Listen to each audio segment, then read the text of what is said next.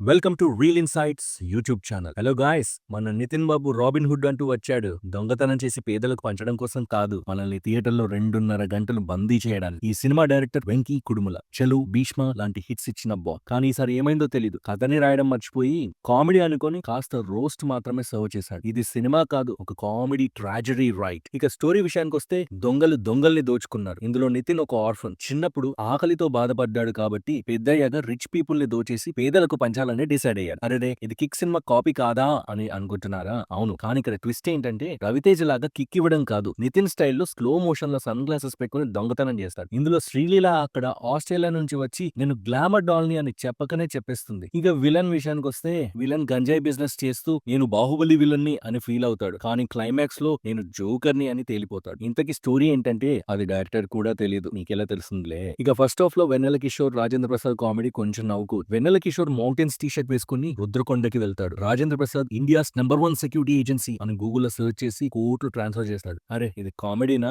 లేక మనల్ని ఫూల్ చేసే సీనా? సెకండ్ హాఫ్ లో ఈ కామెడీ కూడా ఆవిరైపోయి ఎప్పుడు క్లైమాక్స్ వస్తుందా అని మన గంజాయి విలన్ కంటే ఎక్కువ టెన్షన్ పడతాం. నితిన్ బాబు, నీలో ఎనర్జీ ఉంది, స్టైల్ ఉంది, కానీ స్క్రిప్ట్ సెలెక్షన్ లో ఎప్పుడు కిక్ కొడతావు? ఈ సినిమాలో సన్ గ్లాసెస్ తో హీరోయిజం చూపించాడు, కానీ ఎక్స్ప్రెషన్స్ మాత్రం సన్ గ్లాసెస్ వెనుక దాక్కున్నాయి. ఇక శ్రీలీల విషయానికి వస్తే గ్లామర్ ఉంది, డాన్స్ ఉంది, కానీ ఇంకా beauty with no brains roles చేస్తూనే ఉంది. ఈ సినిమాలో ఆమె క్యారెక్టర్ చూస్తే ఆస్ట్రేలియా నుంచి ఇండియా వచ్చి ఏం సాధించారే అని అడగాలనిపిస్తుంది. విలన్ బ్రో, నీకు ఇంట్రో సీన్ బాగుంది, కానీ క్లైమాక్స్ లో నీ పరిస్థితి చూస్తే గంజాయి తాగి మత్తులో ఉన్నావా అని అనిపించింది. Now here comes hour pan India global star David Warner. ఈయన కూడా సేవ్ చేయలేకపోయాడు. అరే, ఆస్ట్రేలియా క్రికెటర్ డేవిడ్ వార్నర్ కూడా క్యామియోలో వచ్చాడు, కానీ ఈ సినిమా సేవ్ చేయడానికి వార్నర్ కంటే బ్యాట్మెన్ కావాల్సి ఉండేది. 2 పాటలు, ఒక ఐటమ్ సాంగ్, విఎఫ్ఎక్స్ లాంటివి ఉన్నాయి, కానీ అవన్నీ సినిమా రన్ టైం పెంచడానికి మాత్రమే పనికొచ్చాయి. ఇక నెక్స్ట్ జీవి ప్రకాష్ మ్యూజిక్. అదిదా సర్ప్రైజ్ అని పాట పేరు పెట్టారు, కానీ సర్ప్రైజ్ ఏదీ లేదు, జస్ట్ నాయిస్.